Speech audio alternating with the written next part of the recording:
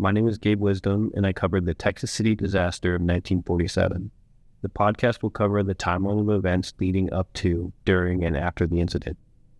Since the disaster is part of the greater Texas City lore, my wife is making a guest appearance. Hi, I'm Haley Wisdom, and I'll be chiming in with background information and a testimonial I received on a phone interview with my grandma, who lived in the area at the time of the disaster.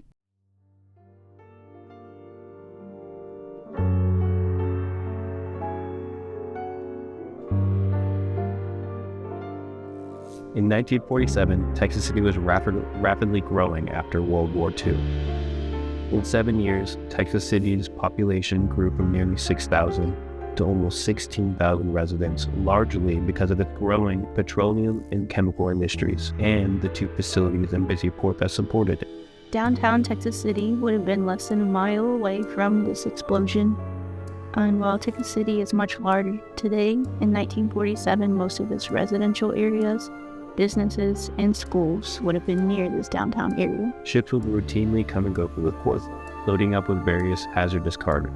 Ships like the SS Grand Camp and the SS High Flyer.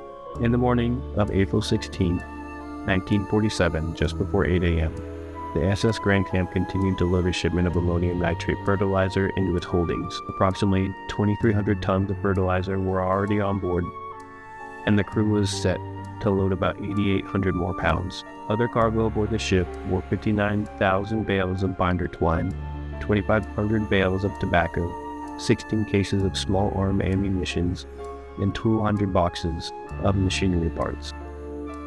At the time, there were very few federal regulations regarding the transfer of ammonium nitrate. Despite the chemicals used in TNT, the purest form of ammonium nitrate is inflammable.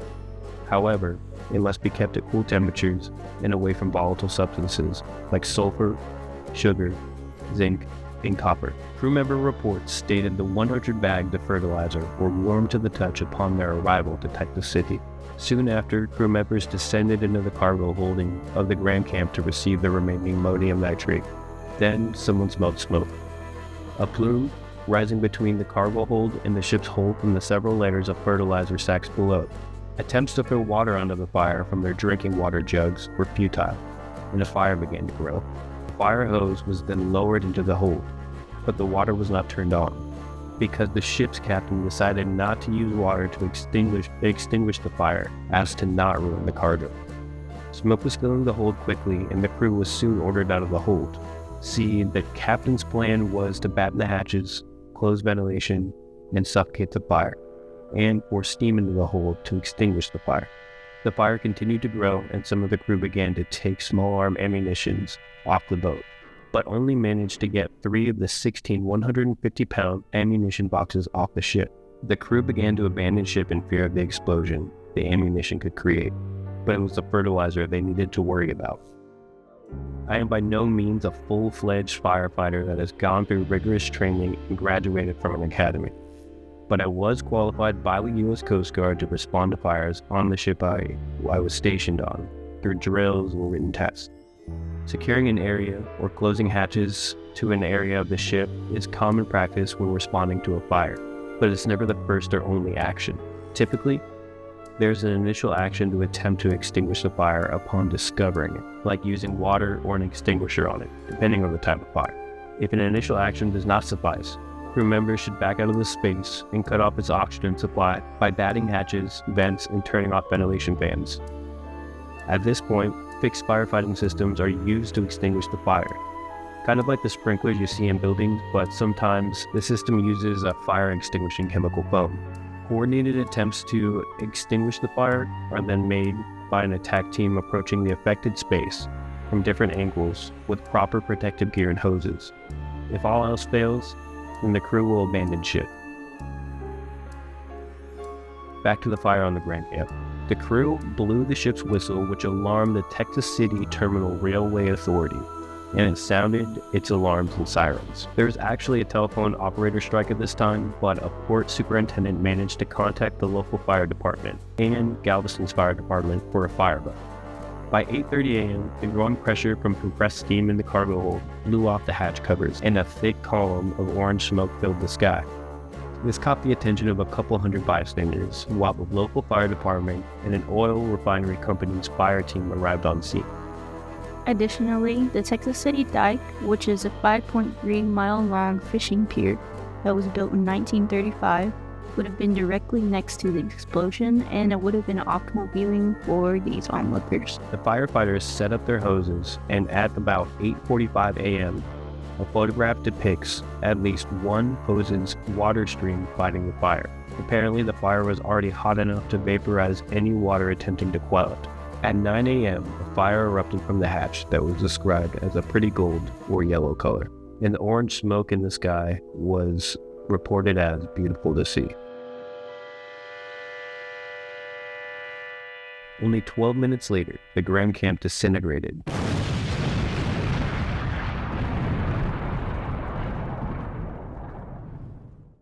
In a massive explosion heard as far as 150 miles away, with a mushroom cloud 2,000 feet high. The blast pressure and heat disintegrated the bodies of the responders aboard the ship, and a wave of shrapnel impaled the responders on the dock and the hundreds of onlookers. The explosion destroyed most of Texas City Terminal Railway Authority's warehouse. 2 neighboring ships were severely damaged, including the High Flyer, which we'll go over soon. And hundreds of employees, pedestrians, and bystanders were killed. It's reported that the steam forced into the hold liquefied the ammonium nitrate to produce nitrous oxide, which is an extremely volatile substance. Ammonium nitrate can also produce oxygen to further feed its own fire. The steam also helped raise the core temperature of the ship's cargo to 850 degrees Fahrenheit, the temperature at which ammonium nitrate explodes. The amount of ammonium nitrate created a massive explosion and shockwave that was felt over 150 miles away and picked up on seismographs as far away as Denver. The nearby Greater Houston area in Galveston, Texas had windows blown out and structures damaged. At the time, Haley's grandma, Lupe Hernandez, was about 8 years old and attending school in Galveston. We called her to get a testimonial of the incident, and we were shocked by the details she provided. Today, Haley's grandma is 85 years old, hard of hearing, and lives in Texas City. She would have been in 2nd grade in 1947. We called her and put her on speakerphone to record her testimonial. Much of the recording is hard to decipher, but we'll describe most of what she said ourselves and put in the parts of her testimonial that are more audible. Grandma didn't say she heard an explosion that day, but she did say she remembers her school's fire alarm going off. I went to the playground. We weren't allowed back inside. It's possible that some of the windows in the school were blown out, which forced them to retreat outside. And all we saw was black smoke. After a while, the school's principal dismissed class. She usually met her mom after school by crossing Broadway Street, which is a main street used to get in and out of Galveston. It's a busy street nowadays, but I imagine in 1947 it was less so. However, on this day, Broadway was busy with cars full of people fleeing Texas City. Some of the cars were emergency vehicles with those wounded from the explosion because Texas City did not have a hospital at this time. Her mom called her to cross, but Grandma, only a 2nd grader, couldn't muster up the courage to cross and broke down in tears. She was on the Broadway. And I wasn't over here. There was cars. All coming in. All coming in. We couldn't come. This seemed like a past trauma for her, both because of the fear she had at the moment and this being one of her early memories of her mother who passed away some years after. She said there must have been a break in traffic because eventually she got to her mother and then back to their apartment. She wasn't allowed out of the house and school was out for the next few days. She continued to tell us about the owner of the apartment who lives downstairs from her. She had relatives here in Texas City. One of them was ready to go across the railroad. And one of them in their car was trying to cross a railway when they were struck by a piece of the ship and killed. She also told another story about a family friend attempting to leave Texas City after the Grand Camp exploded. He had been waiting in line to go into Galveston. While leaving in his car, the 2nd ship exploded. And pieces of the ship landed on the car. That second ship was the High Flyer.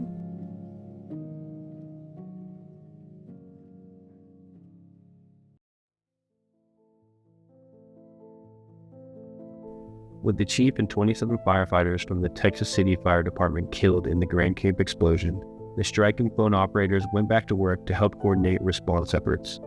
Responders from all over flocked to Texas City. Federal assets such as the U.S. Army, Navy, Coast Guard, and Marine Reserve responded, as well as state assets such as the Texas National Guard. University of Texas medical students and firefighters from the surrounding areas also came to Texas City to aid. There were a few non-governmental agencies like the Red Cross, Salvation Army, Boy Scouts, and Girl Scouts who volunteered to provide first aid to victims. Again, Texas City had no hospital at this time. To lead this multifaceted response, the Texas City Mayor Curtis Trahan appointed Railway Company Vice President Swede Sandberg. One of Sandberg's first priorities was to address the High Flyer, a ship that was near the Grand Camp when it exploded, now aflame. The High Flyer was a ship like the Grand Camp. Also similar was its cargo. Before the first explosion, the High Flyer had already finished loading about 1,000 tons of ammonium nitrate fertilizer. Accompanying that, already on board were 2,000 tons of sulfur, which is significant because ammonium nitrate becomes much more volatile with it. The High Flyer was undergoing repairs and anchored at the pier when the Grand Camp exploded. It sustained serious damage and eventually caught fire. Sandberg and the other responders knew there was a second explosion incoming, so a boarding party went to cut the anchor so a tugboat could then tow the ship out of harm's way. Unfortunately, the High Flyer was still difficult to move after cutting the anchor. I think it had something to do with maybe the hull being damaged and water flooding it, making it hard to move. It took multiple tugs several hours to move it just off the dock. By 1 a.m., April 17, 1947, the High Flyer was engulfed in flames. The tugboat crews cut their tow runs to get to safety, and just 10 minutes later, the High Flyer exploded in a blast thought more powerful than the Grand Camp that just occurred 15 hours before. Fortunately, there were few casualties because the responders at the docks were already evacuated, but this compounded already severe property damage. The explosion demolished the pier and a few nearby structures, but apart from that, it was hard to differentiate what was damaged by which explosion. In the aftermath of both explosions, the local high school's gymnasium was converted into a temporary morgue, and a local garage was used as an embalming area. Many morticians and students volunteered at the morgue. 150 embalmers worked on the bodies over the next few days, and 4 dental students helped identify bodies through dental records. While there are conflicting sources, anywhere between 500 and 600 people died in the explosion, and thousands were wounded. The exact death count was hard to determine because of the state of the bodies after the explosion. A woman came into the morgue where she was looking for her young son. She stared at the victim, who was presumed to be her son, but he was unrecognizable because his face had been obliterated by the blast. It wasn't until a worker came and lifted the blanket and showed his wristwatch that the mother then recognized him, and they were able to identify the boy.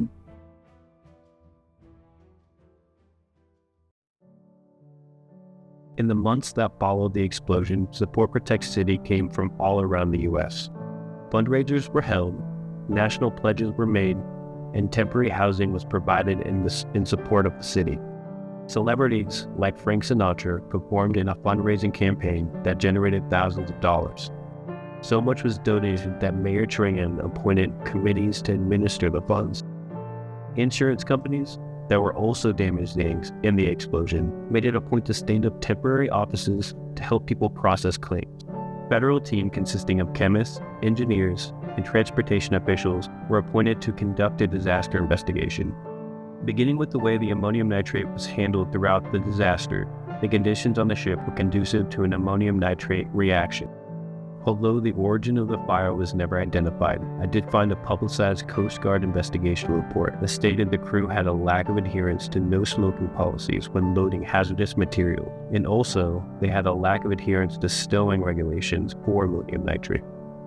New standards and regulations were developed regarding the transportation of ammonium nitrate that includes storing it in cool temperature in specialized containers and the prevention of storing it with reactive materials. Now, I'm going to briefly put the Texas City disaster of 1947 into the context of emergency management. The obvious follies were in mitigation and preparedness.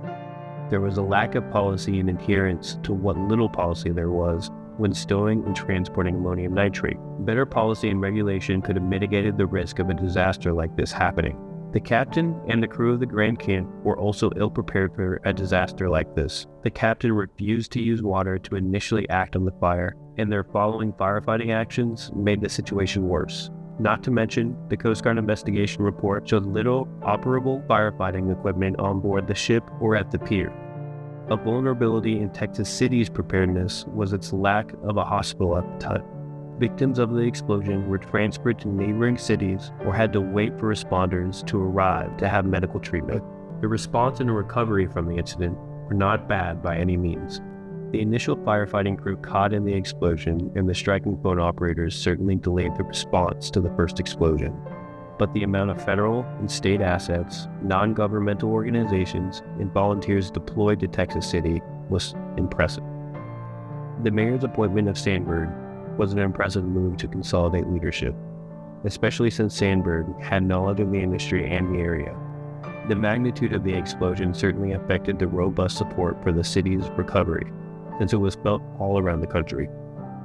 Fundraisers helped garner donations to help the people affected by the explosion, and even the insurance companies made extra efforts to help with the claims. Finally, continuing the cycle of mitigation, response, and recovery, disaster investigations influenced the improvement of shipping policies and regulations for ammonium nitrate. This hopefully mitigated or prevented future disasters like this. The two explosions left an indelible mark on Texas City and the nation. Today, a memorial of the disaster in the form of a park is located on 25th Street in Texas City, where unidentified victims of the explosion were originally buried. There, you can see the Grand Camp's anchor that was found almost 2 miles away from the pier where the ship exploded. Now, it stands as a memorial for the crews, firefighters, and bystanders who lost their lives.